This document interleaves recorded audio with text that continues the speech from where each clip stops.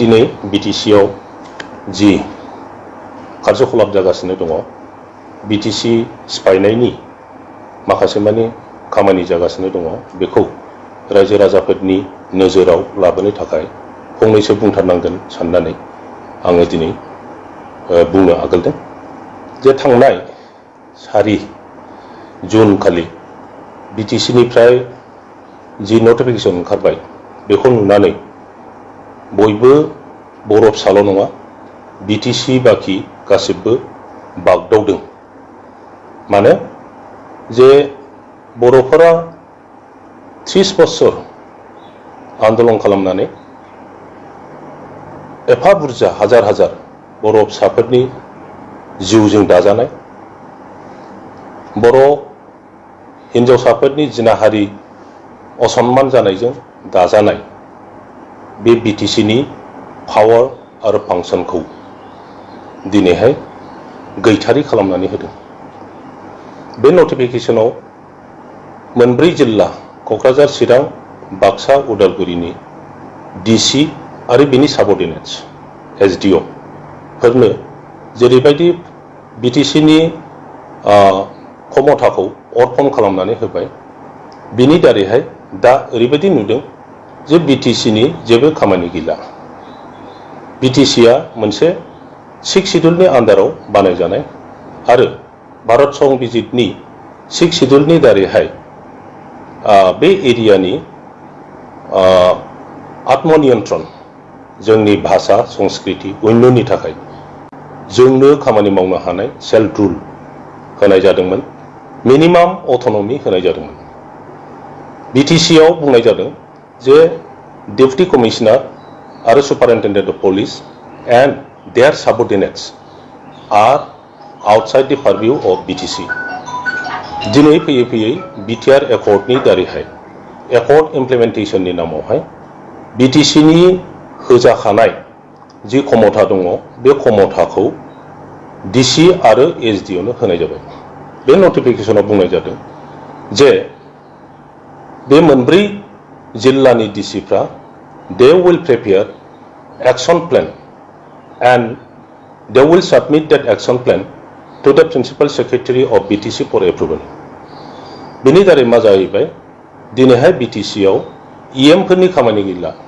गासिबो annual action प्लानखौनो deputy कमिशनारासो खालायसिगोन आरो बुंबावनाय जादों they will be responsible for monitoring supervision of all the development works जाय खामानिखौ बिटिसिआ नायोमोन सेक्टरेल सेक्रेटारिफ्रा नायोमोन सिएसडिफ्रा नायोमोन बे खामानिफोरखौ दिनै गासिबो डिसिआ नायजोबसिगोन माने बिटिसिनि अफिसार्सफोरनि बेवहाय जेबो खामानि गैला जेहेतु डिसिनि सार्भिसा बिटिसिनि सिङाव गैया बेखायनो डिसिआ बिटिसिनो एन्सारेबल नङा बे नटिफिकेसनाव बेखौबो रायखांनाय जादों जे डिसि बिथांमोनहा एनुअली रिपर्टिं खालामगोन personnel department government of Assam बिटिसिनो बिथांमोनहा रिपर्टिं खालाया दा मिनिमाम 6 शिड्यूलनि प्रोविजनाव भारतनि संविधाननि दारैहाय 6 शिड्यूल एरियानि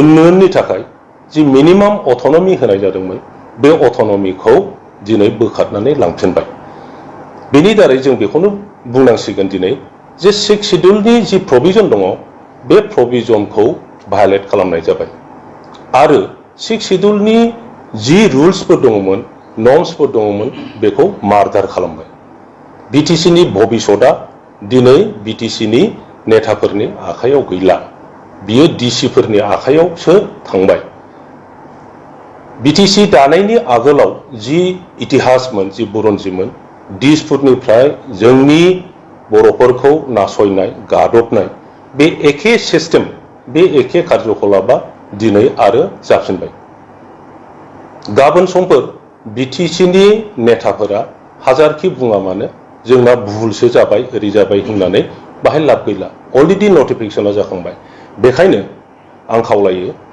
गासिबो बिटिसि बाखिया दिनै ससियेल मिडियानि दारैहाय बेखौनो बुंदों जे इमिडिएटलि दानि बिटिसिनि गभर्नमेन्ट आरो बिनि चिफ मानाव गेदेर प्रमद बर' बिथाङा बे नटिफिकेसनखौ दिनैनो दानो उथायनानै लानांगौ।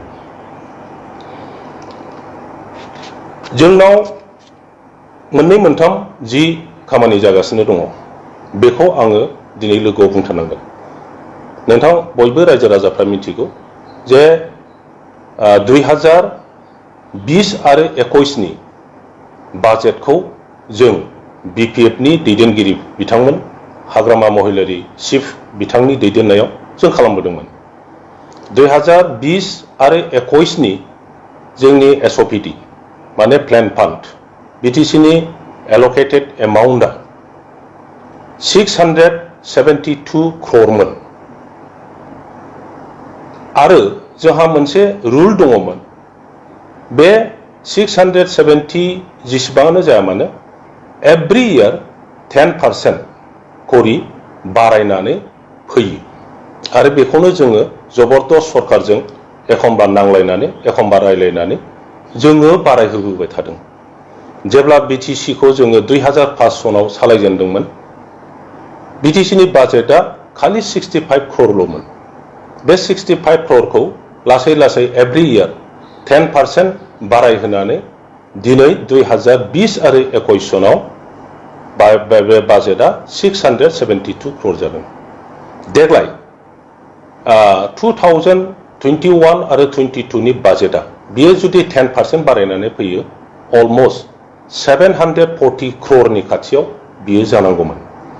नाथाय आनफर्चुनेटलि दिनै बे BTC नि गभर्नमेन्टआ मा मावदों मा बुजिदों जों जेबो मिन्थिनो हाला। नाथाय बिथांमोन जि खामानि मावदों बिथांमोननि जि बुजिनाय बिनि दारै BTC बाखिया नैबे बोसोराव गोबांथार खहा जाबाय। आगोलनि बोसोरसे आगोलनि बाजेटखौ जुदि बारायनो हाया एस इटिस बेखौ दोनफिननाय हायोमोनब्लाबो मोजांमोन। नाथाय देग्लाय 2021 आरो 22 सननि जि एल'केटेड एमाउन्ट बियो खालि 602 कौटिल' BTC आव हरनाय जादों। बिनि थाखायबो दानि BTR नि गभर्नमेन्टआ माने प्रटेस्टबो खालायाखै आरो मानो 602 crore हरजाखो बेनि एन्सारखौ BTC रायजो राजानो BTC नि दैदेनगिरि प्रमद बर' बिथाङा फोरमायनांगौ। नोंथांमोनहा बयबो मिथिगौ जे रिसेन्टलि BTC नि चिफ नि जि अफिसियेल स्टेटास बेखौ आसाम गभर्नमेन्टआ नटिफिकेसन होदों आरो केबिनेट रेंकनि खालामदों होननानै बयबो मिथिगौ। आरो जेब्ला बे नटिफिकेसना जादों UPPL अफिस एबसु अफिस बमा गावनानै रंजादों, अमा सिथारनानै पार्टि खालामदों बेखौ रायजो राजाफ्रा बयबो मिथिगौ। दा बुंनो गोनाङा बेसो जे दिनै मोनसे प्रश्न फैदों BTC नि पावार आरो फांसना BTR आव अट'मेटिकेलि एप्लाइ जादोंना जायाखै, बियो इमप्लाइड नंगौना नङा? मानो स्टेटनिमोन गासिबो फोरनि अफिसियेल रेंक आरो स्टेटासआ स्टेट मिनिस्टार अफ ए स्टेटमोन। आङो 15 बोसोर डेपुटि चिफ जाबोदों आरो केबिनेट मिनिस्टारनि रेंक आरो स्टेटास लानानै आं सोलिबोनो मोनदों। दिनै बे BTC एबा BTR नि चिफनि स्टेटासखौ आसाम गभर्नमेन्टआ रिनटिफिकेसन होनाय मिन्स BTC नि पावार आरो फांसना BTR आव एप्लाइ जायाखै आरो एप्लाइ जानायमोनब्ला दानि BTR नि डेपुटि चिफनि स्टेटासआबो केबिनेट रेंकनि जानांगौमोन आरो फोरनि स्टेटासआबो state minister of a state जानांगौमोन। दिनै डेपुटि चिफनि जेबो स्टेटास गैया, फोरनि जेबो स्टेटास गैया, MCLA फोरनि जेबो स्टेटास गैया। चिफनि स्टेटासखौ जुदि नटिफिकेसन होबायब्ला deputy chief, speaker, deputy speaker, आरो MCLA फोरनि स्टेटासनि प्रतिबो नटिफिकेशन जानांगौमोन। बिसिम मिन्थियै बेखौ मावनो हायै बे UPPL नि नेताफ्रा दिनै BTC सालायनायनि मरेल राइटआ बबेनिफ्राय फैदों बिथांमोनहा गावसोरनो बुजिनानै लानाया दिनै प्रयोजन जाबाय। जुदि BTC नि पावार एन्ड फांसना BTR आव अट'मेटिकेलि जुदि एप्लाइ जायाब्ला, जायनि थाखाय दिनै स्टेटास बिनि हेडनि स्टेटासआनो एप्लाइ जायाखैब्ला, अब्ला गासिबो बेलायाव जोङो सिन्था खालामनो हायो जे BTR नि जि पावार एन्ड फांसन दिनै बियो क्लेरिटि गैया।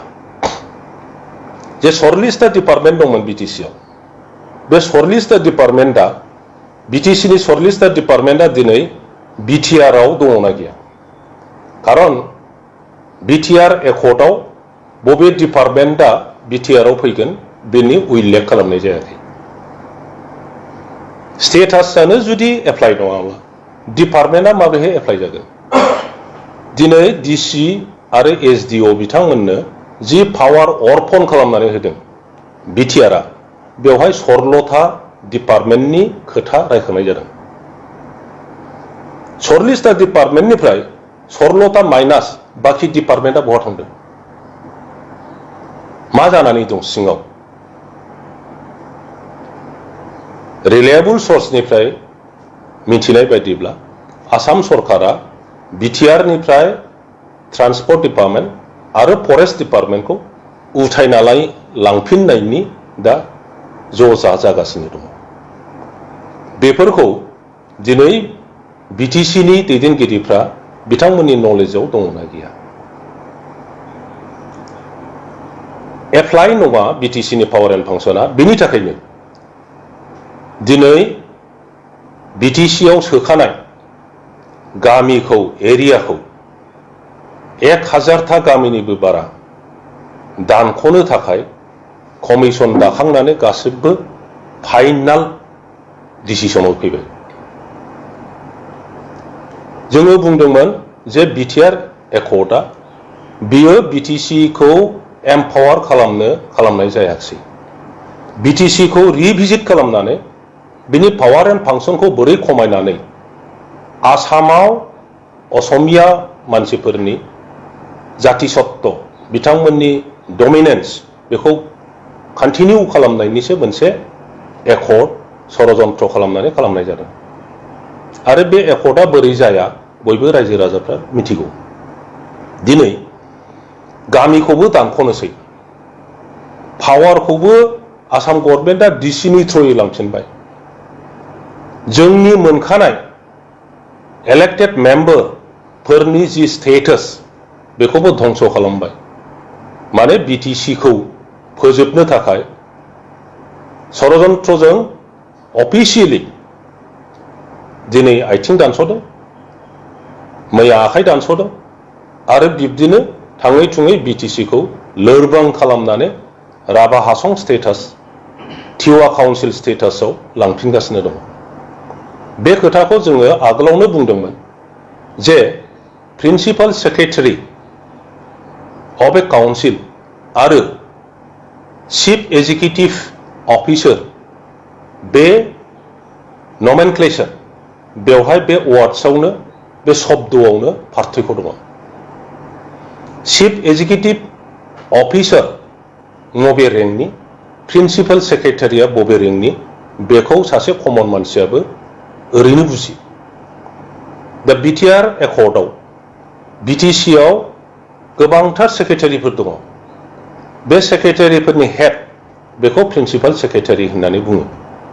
एक्जेक्टलि मोनफ्रोमबो स्टेटआव इनक्लुडिं आसाम सेक्रेटारिफोरनि जायआ सेनियर मोस्ट, जायआ माने चिफ एग्जिकिउटिभ अफिसार, बेखौ प्रिन्सिपाल सेक्रेटारि होननानै बुङो। दा बे प्रिन्सिपाल सेक्रेटारिखौ बुजियाबालानो एकर्डनि दारै चिफ एग्जिकिउटिभ अफिसार नामाकरण खालामनानै जि लाबोबाय, बेनि दारै गाबोन समफोर जोङो आरो नुलांबाय थाबावसिगोन जे BTC आव बा BTR आव बबे लेभेलनि अफिसार बेवहाय एपइन्टेड जायो। एक्जेक्टलि चिफ अफ बिटिसि आरो दिनै chief executive member of BTR बा बिटिसि बेवहाय गोबांथार पार्थक्य दङ। राभा हासंनि चिफखौ चिफ एक्जिकिउटिभ मेम्बार होननानै बुंनाय जादों। टिवा काउन्सिलनि चिफखौ चिफ एक्जिकिउटिभ मेम्बार होननानै बुंनाय जादों। जोंनि एकर्डआव लिरनाय दं जायहा हेड जागोन बेखौ जोङो चिफ होननानै बुंगोन। बे चिफआ नट अनलि चिफ एमां दि 14 or 12 एक्जिकिउटिभ मेम्बार्स, बेयो बिनि इन्टारप्रिटेशना जाहैबाय chief of all the population of the council area. माने 3.2 मिलियन पपुलेशन दं जोंहा बिटिसिआव, बिनि चिफमोन, बिनि इन्टारप्रिटेशन मिनिंआ बिसोमोन।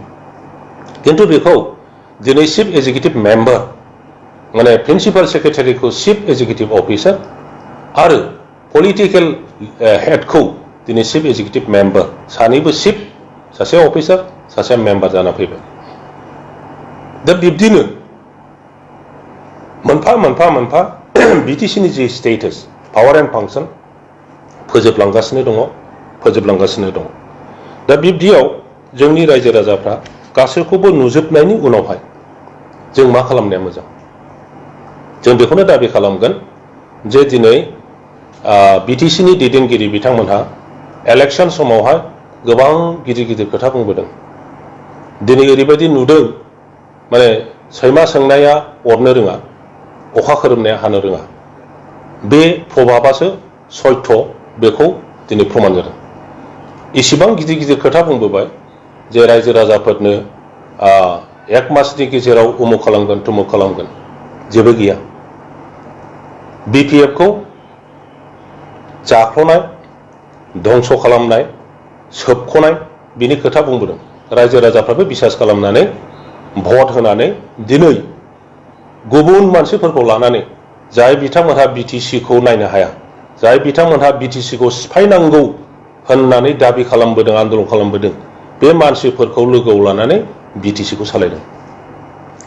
जोङो लुबैदोंमोन जे बिथांमोनहा